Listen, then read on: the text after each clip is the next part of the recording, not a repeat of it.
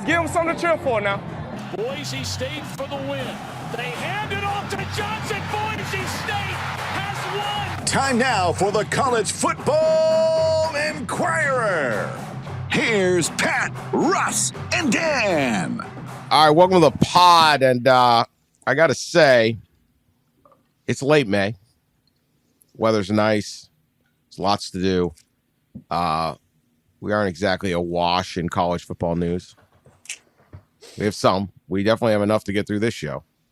But it's kind of that time of year where everything's settled. We're waiting for our next shoe to drop, our next existential threat to fall. Our next need for guardrails. Next time Schembechler mouths off. We'll get to all this. ADs resigning to spend more time with their family immediately. Nothing fishy about that. We'll get to video game. We'll talk a little football. It's but you know, like this is the time when you're like, hey, lacrosse championship, lacrosse Final Four this weekend. I saw the softball started going. You know, baseball, the College World Series, or that whole process will get going. All the spring sports are happening. Pat, you usually keep some kind of count on who's having a year. Who is dominating all these other sports that I've often tried to end? The sports you want run out of college sports. I got to admit it. I'm not going to be like, you know, now celebrating them when I'm like, maybe you guys should all be club sports so we can play some freaking football and not blow up the ACC and Pac-12 just so we can have field hockey. I don't care. I really don't. Not to that level. But good job, people. Give it the old college try. What do we got? Some people say just so we can have field hockey. Others say just so we can have that analyst for 3rd and 3 for football, along with their 19 nutritionists and their 14 trainers and everything else. So, anyway, to your point, congratulations to North Carolina and Virginia, both of which won tennis titles over the weekend. North Carolina in women, Virginia in men. And as of now, here's your rundown by conference member schools, not necessarily the sports that they are members in, because people get a little snippy about this, but primary membership within a league. We've had 28 D1 championships won so far. Pac-12, 8. ACC, 7. Again, member schools, not necessarily member sports. SEC, 5. Big 12, 2.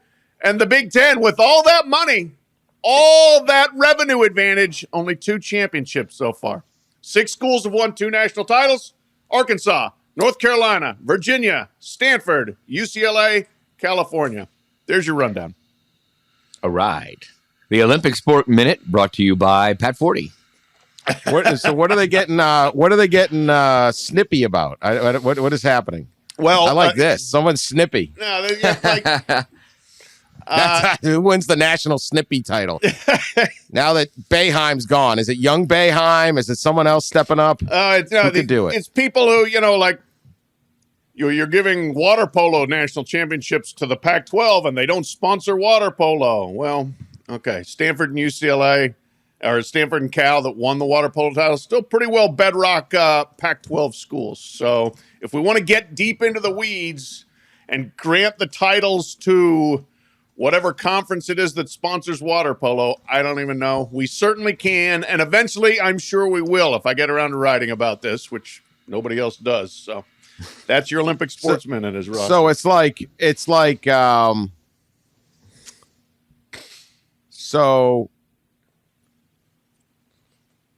see, Quinnipiac won the hockey title, but let's say Connecticut had won it. UConn. Yeah. That would be but they're in Hockey East. Yes, it would be Hockey East, but would then you give it to the Big East? I would bet that Big East... Is that your thing? Like Boston College is in the ACC and could win the hockey championship. Yes. Notre Dame plays hockey in the Big Ten, but is otherwise a member of the ACC, except for when it's independent. It's a whole other deal. What a system. Who won the meat judging? I don't know. We got to catch up on that as the official podcast of the meat judging championship. Yeah, I wonder if the Aggies defended their title. Well, I don't know if it's been decided. I'm looking at livestockjudging.com. Seems like an authority. They have power rankings. They do? Yeah, power rankings for livestockjudging.com. Collegiate power rankings. Currently number 1 in the country, Texas Tech, with a rating of 1.331. Iowa State is 2, with just behind 1.313. Oklahoma State apparently dropped from number 1. I don't know what. Someone like misidentified a cow or something. Like, what is? They had a bad weekend in poultry judging or rib judging or something. 1.242. Texas A&M is 4th, as they should. They have that poultry science program. It's and big NIL deal. South Dakota State punching above its weight at number 5. There we go. Chico State in California. Really? Inland Valley there. Yeah, a lot of farming there. K-State, Nebraska, Western Illinois, Wyoming is 10th. Let me see who I should really rip here. What is your West Texas A&M? Come on, man, you got to be better than that. You're 21st. Looks they also have the JUCO ranks. Oh, This is where I guess you recruit.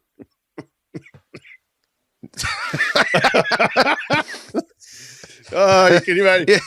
You go to a juke meat judging tournament to pick out your next stars at the 4-year level. This is also high school graduation season. Yeah. Right. And so you're at like some kid's graduation, like, whoa, what's he going next year?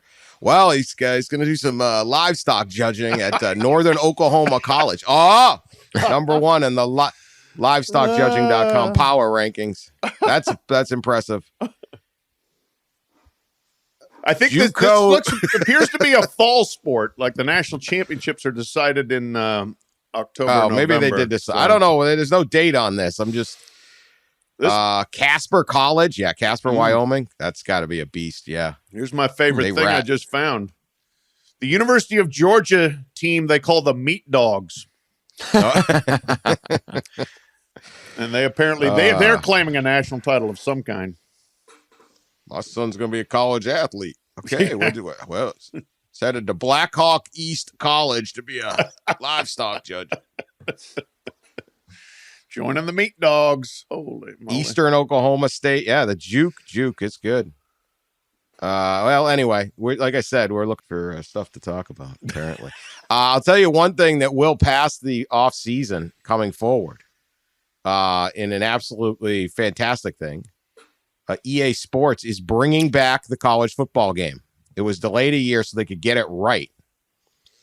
And they will have the players can have their names in the game. They will get a payment. It's not a ton, but it's up to like $5,000 a year. They could get paid. I don't know that they'll make that much. That was the original O'Bannon versus NCAA lawsuit, spearheaded by obviously Ed O'Bannon as the named defendant and Sonny Vaccaro, who is the rabble rouser and former sneaker czar at Nike and Adidas. Ed O'Bannon, I remember this. So it was almost 15 years ago when they started this. That is amazing. Yeah. It took that long. Ed O'Bannon, I remember talking to him. He said he's over his friend's house and he's watching the game, and they got a UCLA basketball team, whatever team he was on. And there's a guy looks exactly like him, wearing his number, shooting lefty, playing his position. And his friend goes, "Why aren't you getting anything from that?" And they fought City Hall, man. This is why Sonny Vaccaro should be in the Naismith Basketball Hall of Fame, or obviously he was in that movie Air, which I think we talked about the other day, and I could recommend. Very fun. It is not what Sonny Vaccaro looks like, but it's okay. He's got his spirit. They got as a friend of ours, he's got a spirit. They got Sonny's spirit. Did they? You get Matt Damon to play you, you're pretty happy, right? Like most of us are like, well, Matt's probably a little better looking than me. I'll take that. But excellent movie. But it's coming back. Guys are going to be in it. Apparently, look, they took an extra year. EA Sports spent an enormous amount of time trying to make this thing look. It's going to look awesome. It's not just Madden with college uniforms. It's like its own thing. You know, you have that franchise mode. You can recruit, all the different things.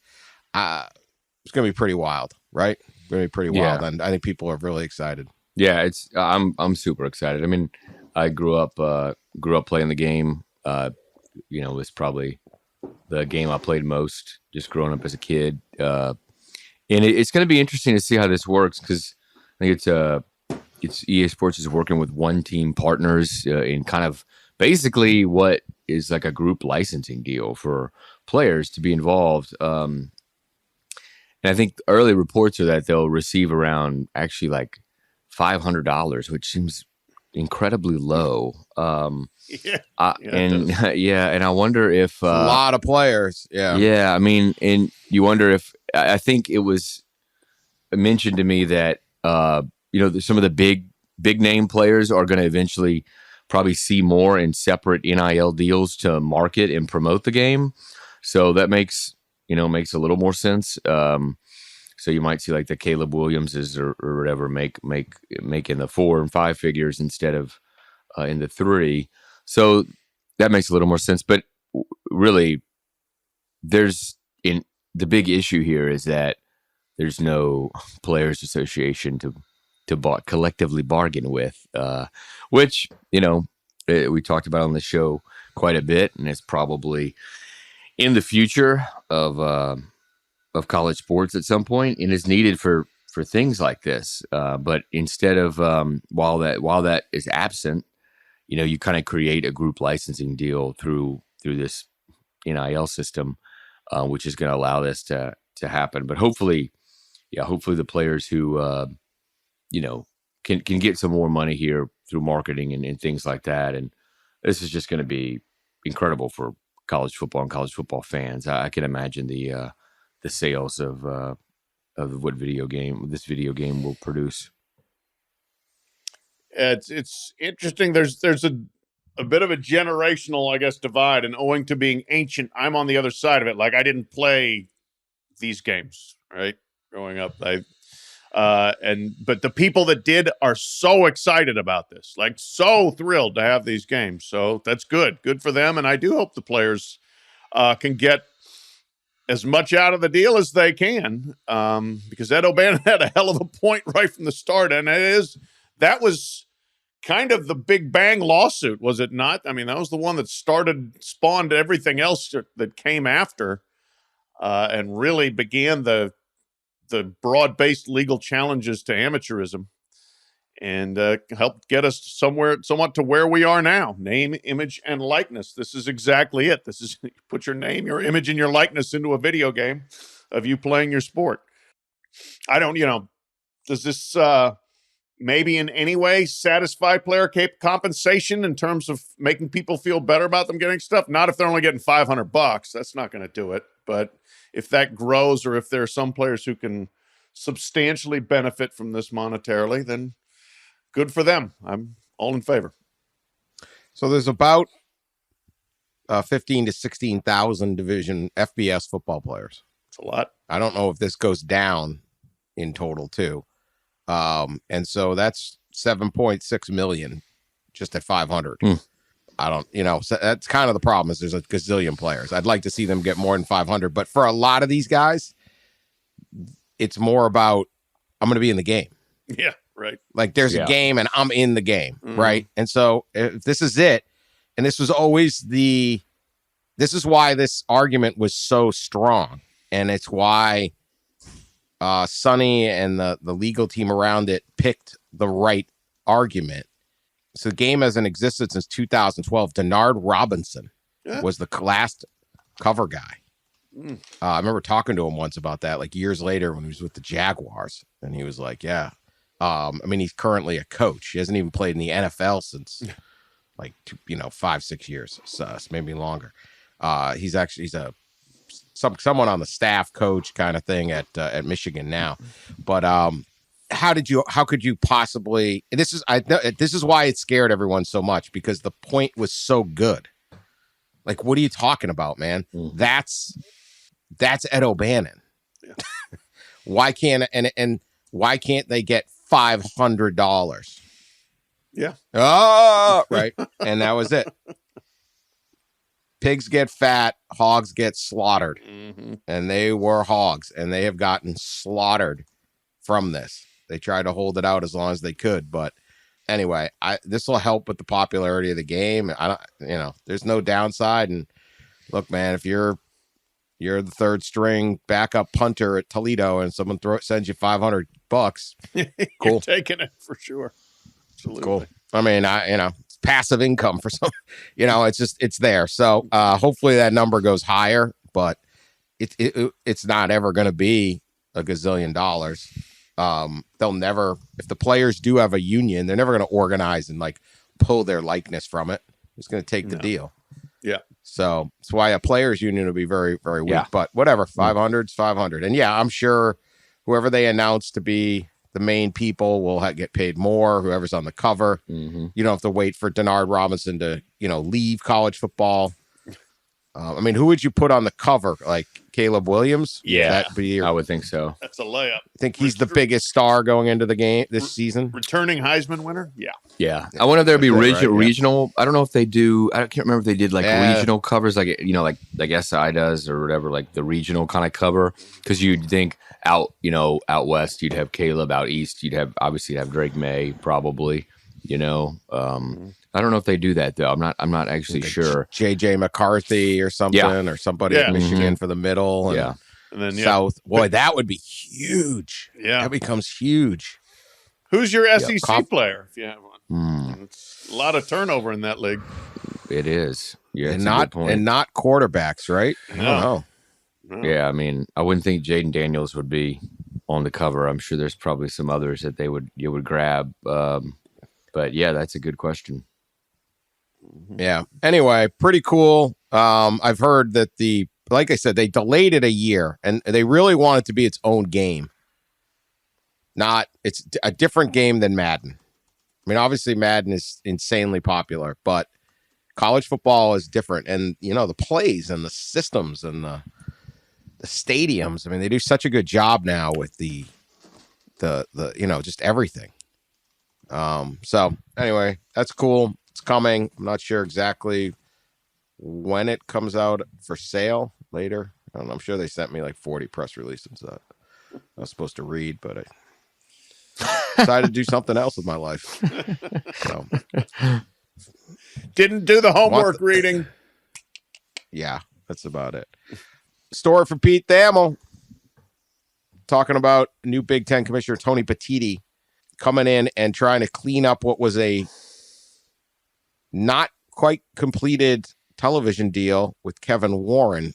Kevin Warren had originally negotiated.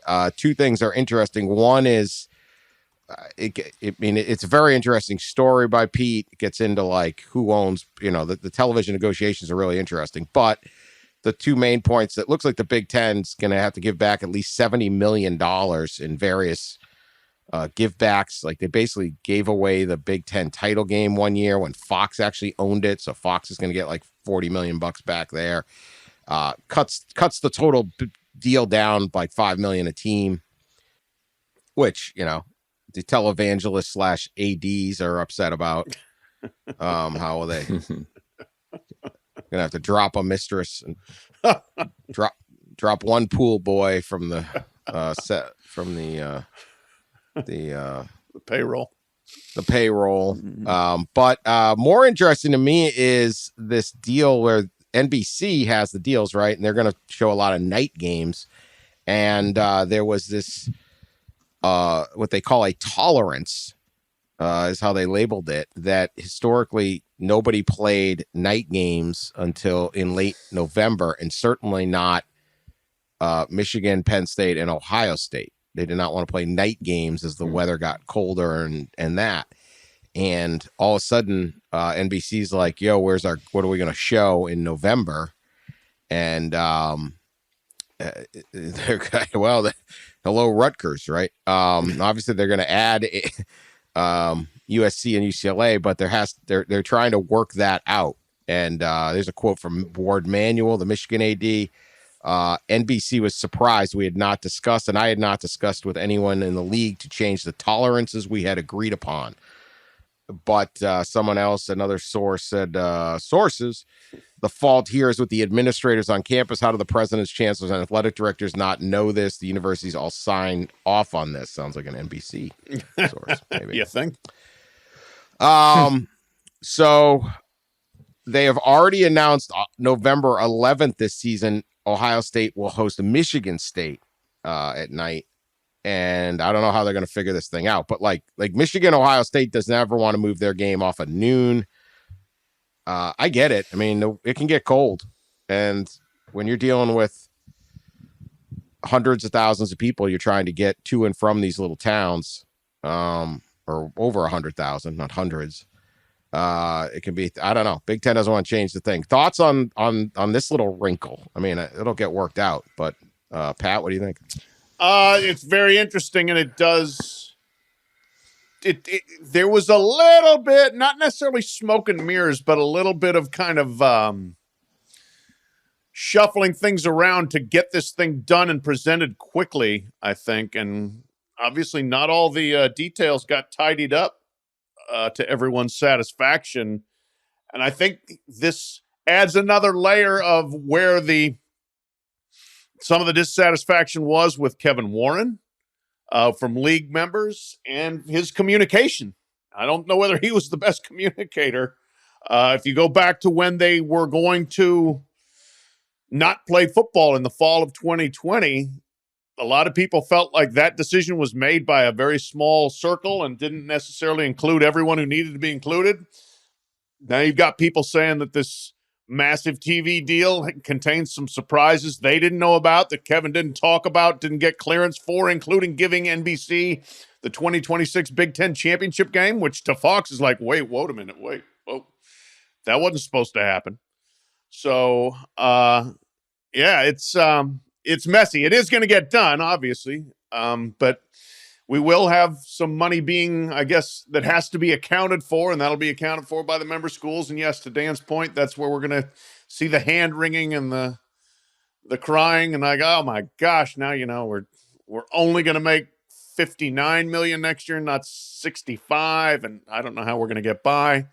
From a fan standpoint about what hits you, yeah, you're going to be seeing some colder games, and there's already plenty of cold games in November.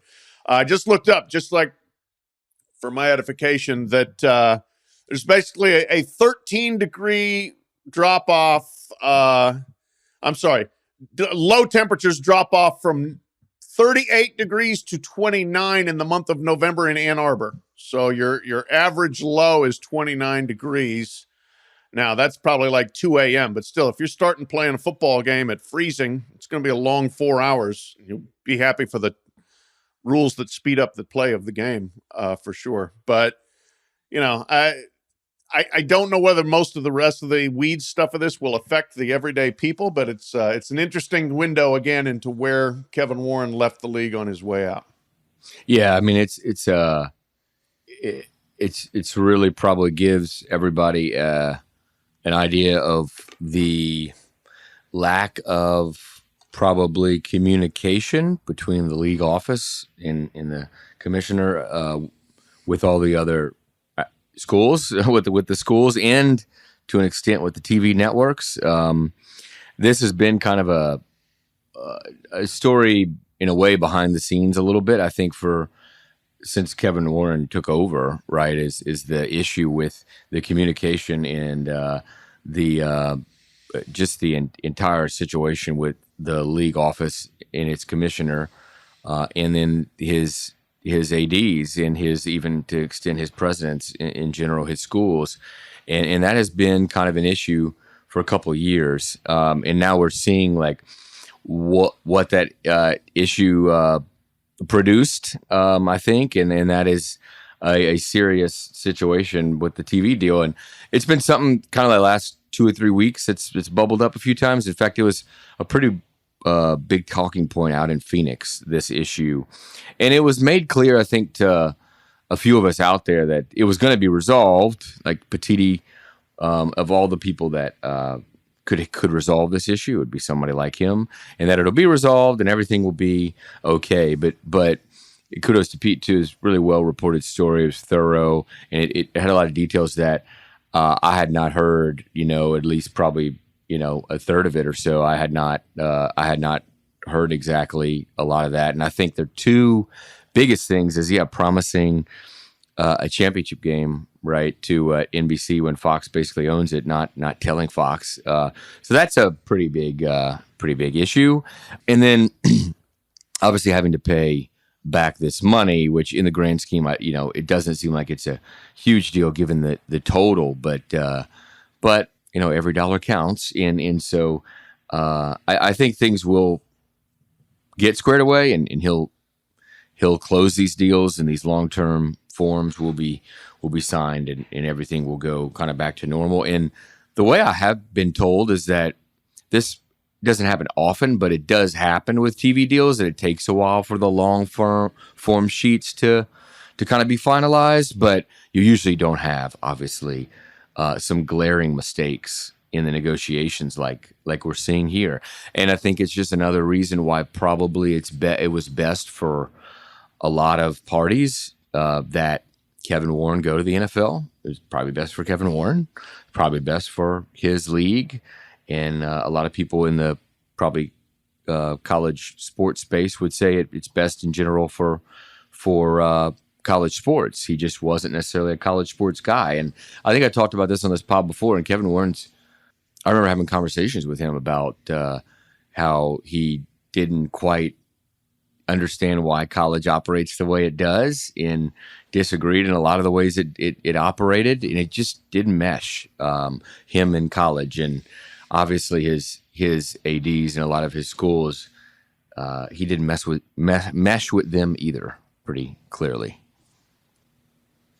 Yeah, I mean, look, the deal's going to get done. It'll be on TV. I think the interesting part is, if you're, especially some of these schools where you don't have a city that can fill the gaps between people who want to travel a long way to the game. College sports is really built on a state, right? So, I mean, you take Penn State in particular. You can't fill Beaver Stadium with the people living in State College in that area. So you need people to, are people willing to come on, a late November and it's cold and all that? I don't, how much does that play a role? That's what you got to do. I remember, Urban Meyer saying he wanted to play every game at night because it's better for recruiting, and everyone at Ohio State like, hey man, we got 80-year-old fans who want to drive up Saturday morning from Cincinnati and have their thing and get up back on the road at 3:30, and you can't forget them either. So that will be a bit. There's also the bit, will Kevin Warren get the Jim Delaney $20 million bonus? Always interesting. Yep. Amateur athletics. This probably isn't helping him get that bonus, I don't believe. Probably not. The 20 mil. And if you remember, like when all of this was percolating about him talking to the Bears, that was supposedly one of the points of contention, is he was expecting a bonus, and they're like, no. Yeah. So not sure that's going on. Well, then he didn't get a new contract too. You guys remember? I think he had maybe a year and a half or something left on his deal, and they didn't give him a new contract. Again, I think all the issues between him and some of his schools, his members, are really there's a window into that with this story. Just the miscommunication, the miscombobulation, the disagreement, just the animosity kind of comes out in this story. I mean, I think there's a few lines of the story about, like Dan mentioned, like Penn State, Ohio State, and Michigan, right, were lined up to play some of these night games and didn't know about it. That Kevin Warren had promised them to the networks, but didn't go to the schools. And again, that's a relationship problem. He didn't talk to the ADs about this. Like, that's a relationship problem. That's a communication relationship problem. And it's just kind of, now it's out there. And, again, it was private for a while, I think, where you just kind of heard whispers of this issue, but now it's now out there kind of for everybody to see that this was a real issue with relationships in that conference. Yeah, and to that line, there's the basketball coaches are bucking up because they don't like this new deal. Is how many more games are only on streaming? Yeah. And I know they're going to hate not being on ESPN. Yes. College basketball, the heart and soul of college basketball is ESPN. Yeah. The NCAA tournament's on CBS. CBS shows some games. Fox shows some games. But let's be real. It's you tune in every night to ESPN, ESPN2 and see what's on. And the Big Ten isn't going to be on anymore. And it's not that FS1 and those can't come up, but it's just not the same. And as we've known at times with ESPN, if you're not on with them, they may not talk about you. That's correct. The NHL learned that lesson hard. Yeah. And so how much does that impact? And so, Izzo and some of these guys not pleased with that. So we've got all sorts of little drama. I will say, in the Big Ten. Yeah, like the basketball coaches started chirping right away when all this came up. It's like, wait a minute, how much are we going to be on streaming, and how much are we not on ESPN? They were last summer. We're not pleased about this. Yeah, I mean, I think stuff that's gonna. No, and just to piggyback off of with Pat, like I think Pete wrote in there about a Zoom call, maybe a recent Zoom call. Like I remember hearing right after the deal was done, there was a Zoom call. Right, with coaches, and they made their feelings quite known that they were pretty displeased with the situation. But that was kind of that situation's a little different than all this other stuff we're talking about, right? Coaches complaining is kind of something we all roll our eyes at a little bit nowadays, especially basketball coaches. Like it's just kind of like, well, yeah, here they are again, Only on days that end in Y. Yeah, payday's still good. Payday's still good. The world has changed. Someone moved their cheese. One more Big Ten story. Schembechler, Glenn Schembechler. A long time. I'm reading the ESPN story here. Heather Dinich, obviously the son of Bo Schembechler, resigned after 3 days as an assistant director of football recruiting at Michigan. When tweets of his were unearthed about liking posts and making comments. Shemy himself says he was engaged in flippant behavior on Twitter. Per ESPN, included numerous offensive and insensitive posts, including several suggesting slavery and Jim Crow had positive effect on strengthening black individuals and families. The whole thing was utterly insane. So he says any words or philosophy that any way seek to underplay the immeasurable suffering and long-term economic and social inequities that hundreds of years of slavery and Jim Crow caused for Black Americans is wrong. That was in his statement. If you read these posts, that was not his opinion. No, I don't even know where to begin with this nonsense. On a lesser level, he's also talking about how handouts and like any leg up for African Americans was wrong and was negative for that community, if you will. The man's name is Shemy Schembechler. Like forget the racism. Like Nepo baby. What the F are you talking about? Oh, I earned my job as a low-level scout everywhere. And yes, of the 5,000 people that would kill to be the assistant director of football recruiting at Michigan, who have working as that job at other schools or high school coaches or recruiting directors somewhere. They just happened to find that old Shemy Schembechler might be the best guy to walk into Schembechler Hall. I mean, this is so ridiculous.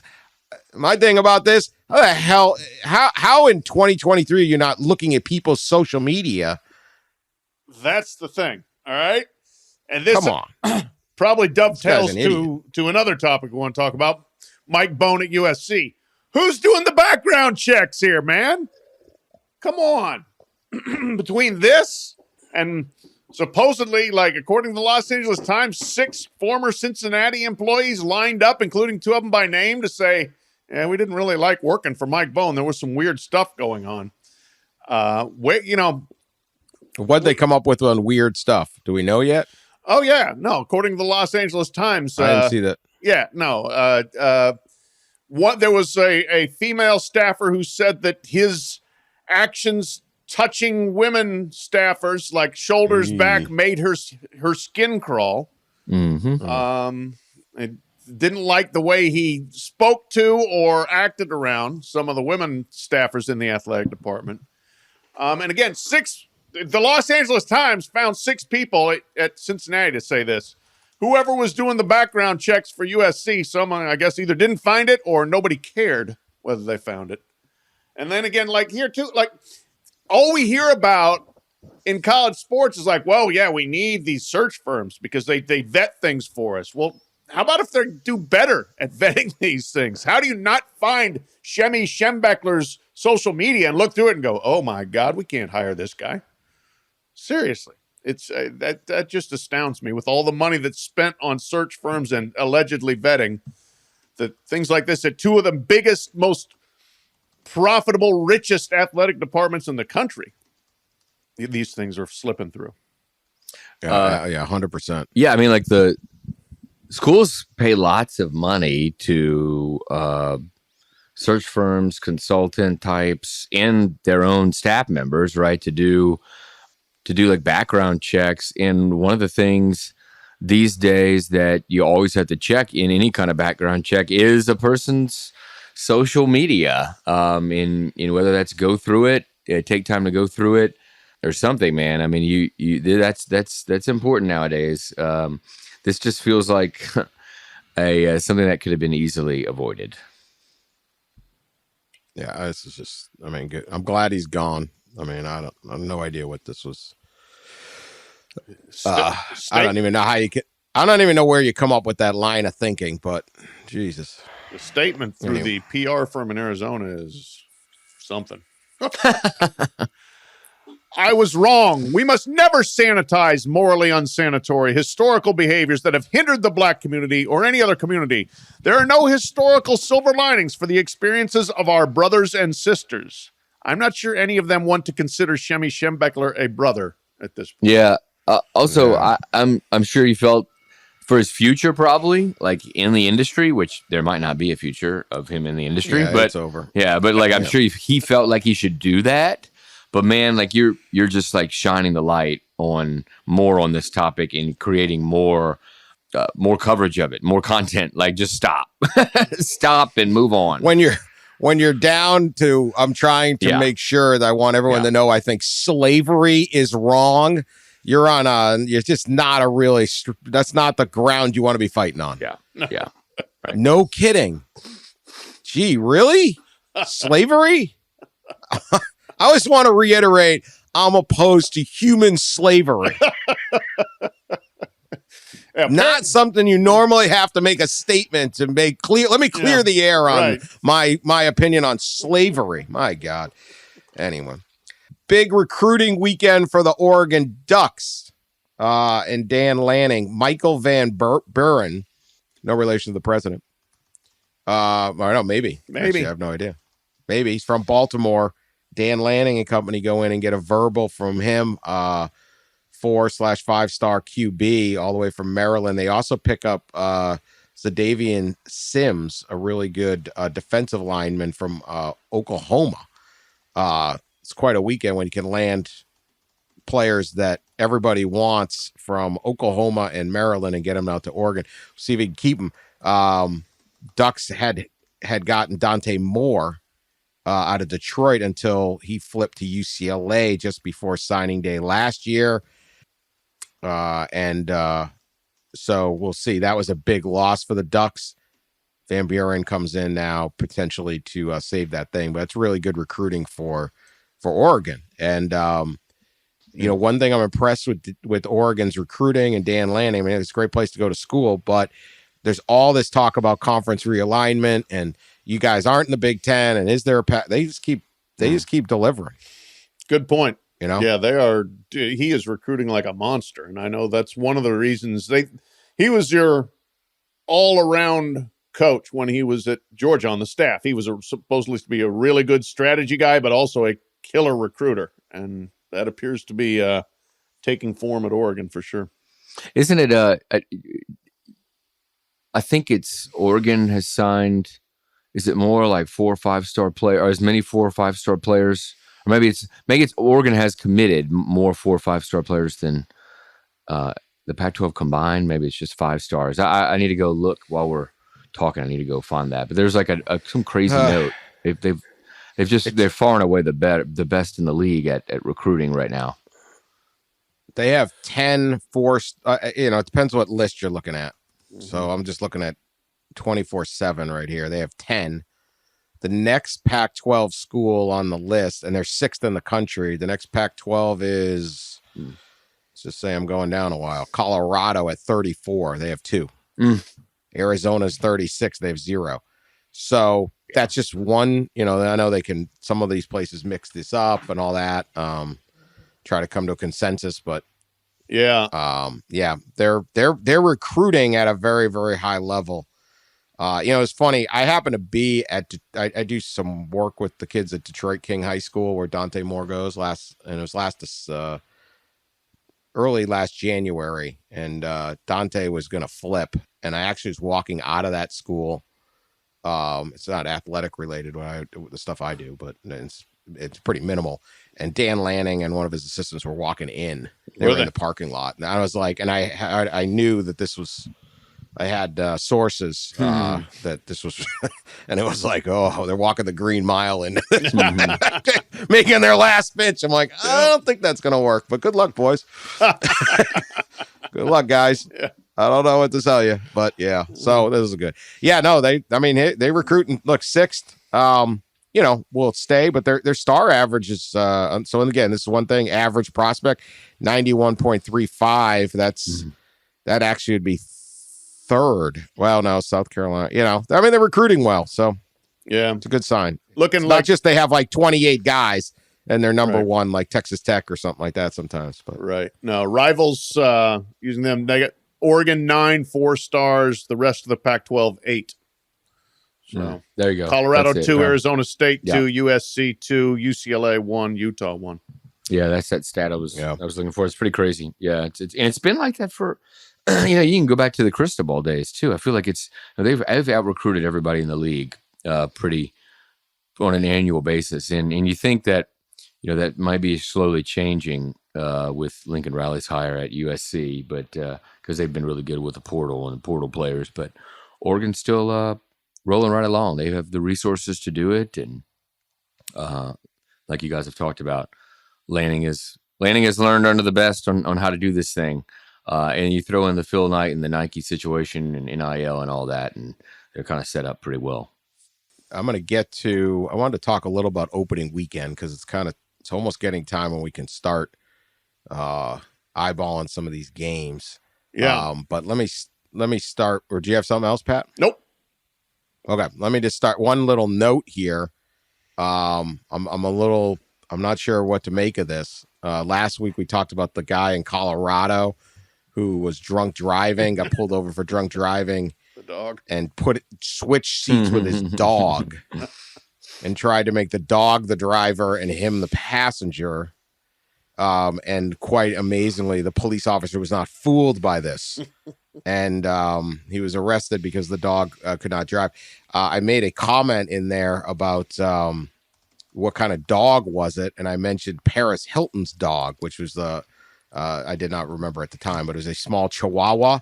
I hope purely coincidental. The Chihuahua passed away today. Oh my God. Paris, of course, in a statement. This dog's very famous. Passed away.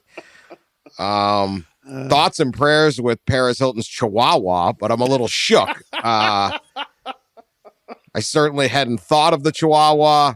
I didn't, maybe I just got it a little more glow up while still alive. I hope I didn't throw some karma out there that I hope. Am I responsible, Pat? Am I responsible? I hope I'm not. I think it was 23 years old. Wetzel 23 years old is as big as a hot dog. What am I supposed to do? Big as a hot dog. Wetzel killed Paris Hilton's Chihuahua. Next big story on the Daily Mail. That's it. We're coming out with it. Dan Wetzel charged. Another one of her dogs, Diamond Baby, went missing last year and has not been found. Paris has put a big reward out for Diamond Baby. What a name for it. Yeah, Diamond Baby. Wow, what a name. Wow. Can't say I'm surprised, obviously. No. It kind of goes with. I think it'd be a good life being Paris Hilton's dog, though. I mean, sounds great. I mean, if you're going to be a dog, yeah. Yeah. I don't know. I just was. It was. Just felt bad. I was like, wait, what? Of all the things, I don't even know how I found this out, but threw the karma down on the old Chihuahua. yeah, seems a little bit. All right, so first weekend of the college football season, not week 0. Not a lot happening on week 0. There is Navy and UMass. I mean, Navy and Notre Dame. I'm sorry. In Dublin, UMass and New Mexico State are playing their annual who can get a win game, but they're doing it opening the season now. It's like moving bowl week. Remember, people are like move the bowls to the first. Yeah, it's kind of like that. Let's get this out of the way. It's the annual we have nothing in common but independence matchup. Get ready, Las Cruces. It's that kind of week. But week 1, we'll have some games that are pretty interesting. And I'm wondering, if you guys even thought about what you might want to cover. I mean, there's the most intriguing. There's a couple intriguing ones. West Virginia at Penn State is going to be on the Saturday night. Mm-hmm. LSU at Florida State is on the Sunday. That was a great game last week, and both of those teams are eyeing big seasons. Like, that is a big game. It's not as big as like I don't know that they're national championship contenders or not, but each one is, I think each have a projected win total at 9.5, and that's probably the hinge game. So that's it. Any others that stand out from week 1 that we can start kind of like getting excited about? Because it's Memorial Day weekend coming up, and Labor Day is when it really gets there's going. Florida at Utah too. That's that Thursday night. That's exciting. That's the opener there. Yeah, yes. The Gators play at Utah, and it's there's a home and home they agreed to. Florida beat Utah in a great game last year to open the season, which triggered everyone, including me, to believe that the Gators were for real, and Anthony Richardson was a Heisman contender, and they were going to compete for the SEC championship. And things didn't go well after that, but this year it's at Utah, which that environment would be a ton of fun. That'll be pretty awesome to see. But that's that Thursday night game, so that's the big game that kind of kick off that week 1. Yeah, the couple of them that I got my eye on Saturday, South Carolina at North Carolina. We mentioned Drake May, who's carrying a ton of hype into this year, and he's gonna start the season. That's a Charlotte. That's a neutral field. Yeah, and people are going to be talking about North Carolina and the offense and everything. And South Carolina sure punctured a couple of balloons last year. That's Shane Beamer has developed a bit of a knack for coming in and winning a game when everybody's all excited about the other team. Remember, they blew out Tennessee last year and ended the Vols' playoff hopes. So that one, those are two programs that feel good about themselves and where they're going, and who comes out of that still feeling good about themselves will be significant. And then Boise State at Washington. Washington, I think I already did put Washington in the top 10, maybe even the top 5 coming out of last year. They got Penix back and all kinds of other offensive skill back, and they're bringing back most of their defense. Boise State regrouped a bit as the season went on last year. But, we still got to see, can Andy Avalos win on a level that Boise State was able to win for quite a while? And then I also like the Monday Nighter, Clemson, Duke. I'm not sure anybody did a better coaching job than Mike Elko last year at Duke. Yeah, I was going to mention 9-4. Yeah, 9-4 there. They kind of snuck up on everybody. They were 4-3, and then just kind of caught fire after that. So I will be curious to see if new look Clemson still looks like a dominant team, or if Duke can maybe surprise them there. Yeah, that's Garrett Riley, new offensive coordinator at Clemson. His first game, and his quarterback Cade Klubnik is kind of a new era, feels like a start of a kind of a new era there. It'll be interesting to see if that era will be anything like the last era, or will Clemson continue to kind of lose 2 or 3 games a year like they have the last couple of years, which we're not used to. But that's kind of a sneaky game. You feel like that could be one. It's at Duke, and Elko and them did a great job. He's obviously kind of a defensive guru too, so it should be an interesting one to see how he'll scheme up against Garrett Riley and them. They also got Nebraska at Minnesota, Big Ten opener that first weekend. The first thing that we'll see. Remember last year they did Backyard Brawl, Pitt, West Virginia. I wish that just became the annual Thursday night game. Yeah, I'm glad West Virginia's playing at Penn State. That's a great atmosphere, great opportunity. But I wish they would move that to opening night. And when they move the thing into August, then even earlier, and it's week 0, make that such a great rivalry that you don't want to see it get overshadowed. Because that's the true throw out the records. That was exciting. They just straight hate each other, man. It was. I was at that game. I covered that game last year, the opener in it was at Pittsburgh, right? It was at it was at the Steelers Stadium. It was in Pittsburgh, and it was super exciting. It was a great atmosphere and environment, and it was a great game. And the post game scene was wild. It was a lot of fun. I agree that would be a great one, kind of like the Egg Bowl and Thanksgiving, like to have that one on the Thursday to begin the year. And both those rivalries they've got a lot of similarities too.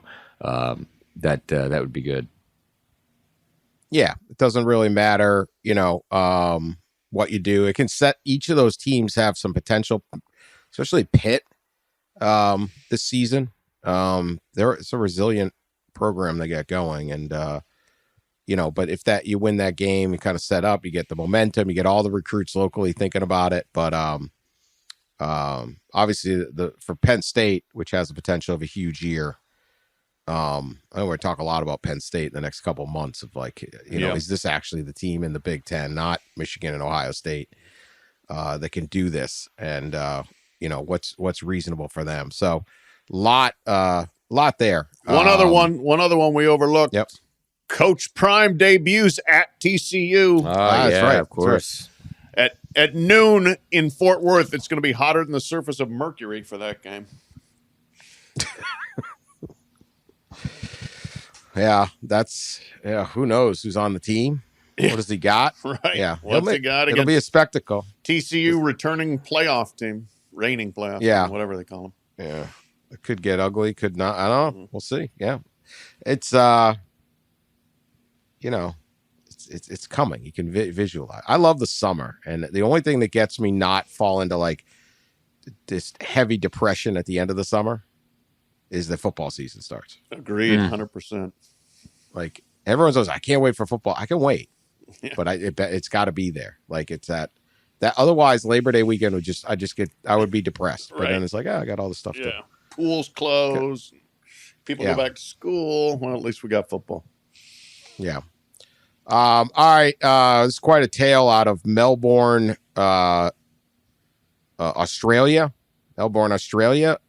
This comes from the an industry I knew little about, the bouncy house industry. Those inflatable bounce houses. Mm-hmm. When my kids were little, I actually had one. You owned one? That they would, we owned one. A bounce house owner. Huge in the neighborhood. Huge. I bet. But we'd inflate that bad boy. Kids would be coming from all over. They'd skidding their bikes in. Yeah, I think it was awesome. Anyway, the jumping castle. I guess they call them jumping castles down there. So this guy, James Balcom, wanted to be the #1 jumping castle business in Melbourne, where apparently these are extremely popular. So he started his company, Kangaroo Flat, it's called. And to help grease the skids of his success, he had a partner, was this guy, Craig Anderson, who he hired to start setting arson fires at rival bounce house businesses. So this guy would smash windows and throw Molotov cocktails into like the warehouses of the rival bounce house people. and burn their bounce houses down. There were like 10 of them, 10 fires. And then Balcom got nervous because everyone was like, how have you avoided it? So he hired him to burn his own place down, but like moved the bounce houses. And then the cops cracked the case, and they were all arrested a couple days after the self deal. And now this guy's facing lengthy jail terms. Pat, your thoughts on the cutthroat nature of the Melbourne, Australia bounce house business? Well, what the hell? It's like The Wire, right? Yeah, it's like trying to come in on the West Side cocaine trade. Yeah, that's what I was thinking. This is like, it's like the meth business in Albuquerque and Breaking Bad, you know? Like, yeah. You got to take out your competitors before they Send take a out message. you. Yeah. First of all, let me just go back. What did you do with your bounce house? Did you deflate it and stick it? Where'd you put a bounce house when it's out of season? It gets small. It does? You just roll it deflate right it. Yeah. You deflate it. You unplug it, and then the little fan stops going, and it deflates, and then you just can roll it up. It's like a tarp. Really? Fit in like a little storage bin. Okay. Dude, man, come on. We were tricked out. It was fine. And then just put it back in the garage. And then when it was time to bounce house again, boom. All right. Popular. Any good injuries in the bounce house? No. It's not. Trampolines. The trampolines are more dangerous. We had one of those too, but those are more dangerous. No, bounce house, pretty good. Yeah, we went through little kids love those bounce. I actually got it. I didn't buy it. It was given to me by someone else who outgrew it, and then we gave it to somebody else. Hand me down. I don't know how much they cost. Oh, that thing's got some. That thing's still bouncing. I don't know, but it's got experience. Great toy. We went through multiple trampolines. You got to get the ones with the nets now because people fly off and break stuff all over the place. But anyway, no, I don't think we were dealing with criminal masterminds here. If you go and knock off like the other 11 and all of a sudden yours is the only business left standing and then you have no choice but to arson yourselves. It doesn't sound like a very well thought out criminal master plan. Yeah. I'm going with that. What, didn't we have an arson story before, like recently? We have some other arson story. Yeah, someone was burning something. Yeah, I'm sure we did. But the whole line of criminals are stupid never rings truer. The guy. Oh no, they burned the Alabama gear. At the Dollar General. Yeah, the arson at the Dollar General. And somebody pointed out I've confused Dollar General, which is just cheap but not a dollar, and Dollar King. Dollar King, which is everything's $1.25. So I apologize for my elitism. Clearly, there's a difference. I acknowledge that I have not spent a lot of time in Alabama Dollar General or Dollar Tree. You and Shemy Schembechler, who can apologize better here? Yeah, I feel mine was more of a an oversight. Just a mistake, an oversight. I didn't research my Dollar General. So you actually can spend like $5 for something in there. So I guess the presumed Auburn fan burned the Alabama gear inside the Dollar General. I had to look up I don't know. Anyway, sorry to hijack that, but yes, all arson beat stories. Let us know. We're on it. Yeah. Yeah, apparently. You never know where this goes, man. You never know. Yeah, that's probably not great. And finally, this one, Pat, you sent in. We do remember Magnus Carlsen, the chess champion, who was defeated by the guy who was accused of putting anal beads in and having someone remote control through a remote would send like Morse code signals on what moves to make, which seems more elaborate than any. I mean, that is some cheating. Yeah, that's some serious cheating. Intrusive cheating, you could say. Intrusive. Yes. It would actually take immense concentration to be like, is that a long dash or a short? Still one of the great sports cheating scandals of all time. Anyway, Magnus is the Norwegian chess champ, 5-time world chess champion, number 1 in the world. He got his own shoe deal. Got a shoe deal with Puma. And in chess-inspired Puma Clyde chess sneakers. The perfect way for chess enthusiasts to express their passion for the game in a stylish and iconic way. With a design that captures the essence of chess. These sneakers are sure to become a staple in any chess player's wardrobe. Do you need performance shoes for chess? I mean, I just brought up an anal bead, so I guess anything's possible. But I can't think of a sport in which your shoes matter less than in chess. You absolutely, to the best of my knowledge, unless things have changed, you sit and, look at a board and you sometimes they do your the speed games. Yeah. But that's all pretty much hand and upper body related. I don't think you require, any performance footwear to be good at chess. But I thought that was remarkable. Like, if you can pull that hustle to get a shoe brand when you're a chess guy, that impressed me. Good for Magnus. He was badly done to in the anal bead scandal, and he's risen above it. He's overcome, and now he has a shoe deal. Go Puma. Go Magnus. Bounce back, hasn't he? Yeah. All right, I actually have an update from our earlier story. Uh-oh. On some national champs. The meat judging, A&M did win the meat judging. Texas A&M won the meat judging. This is per Sicko's committee. Okay. That has published some of the 2022-23 non-NCAA national champions. Right. Meat judging was Texas A&M. Meat animal evaluation was Kansas State. Okay. So I don't know. What is the difference? Not sure. This sounds kind of like cheerleading where they have like 6 national championships, Could be. Yeah. Also, Virginia Tech won the dairy cattle judging. Go Hokies. So yeah, the Hokies win the dairy cattle judging. K-State wins meat animal evaluation, and Texas A&M wins meat judging. And then Texas A&M also won wool judging. Wool judging. There's no end to these competitions, is there?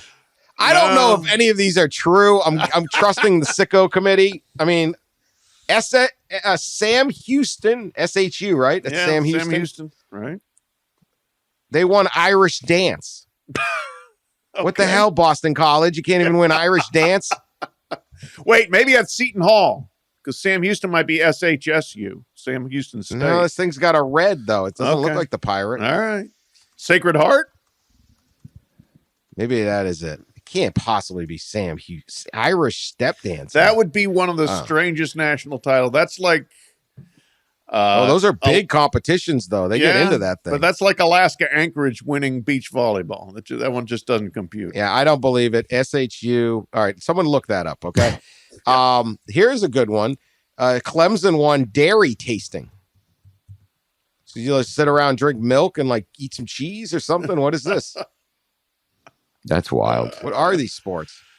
Looks like Air Force won skydiving. That's a good sign. That is a good sign.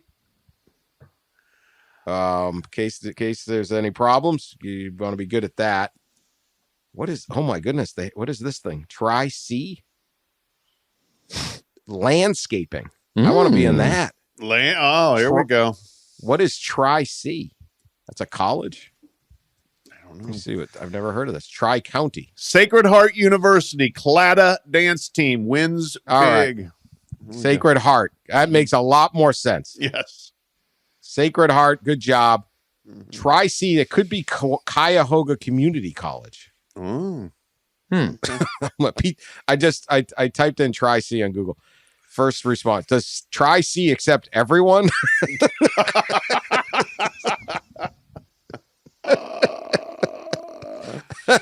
Basically like, all right, I'm out of options here. I got to go to college.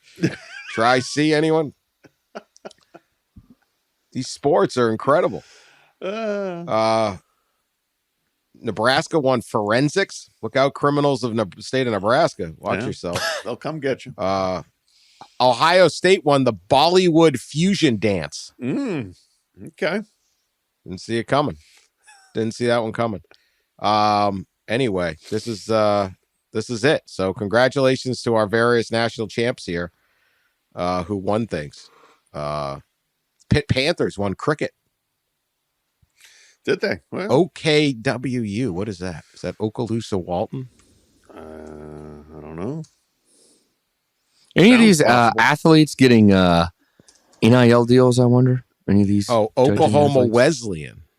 Could be Oklahoma Wesleyan. Okay. Oklahoma Wesleyan won croquet. I hope they're getting some sort Interesting. of NIL out of it. Come on. Yeah.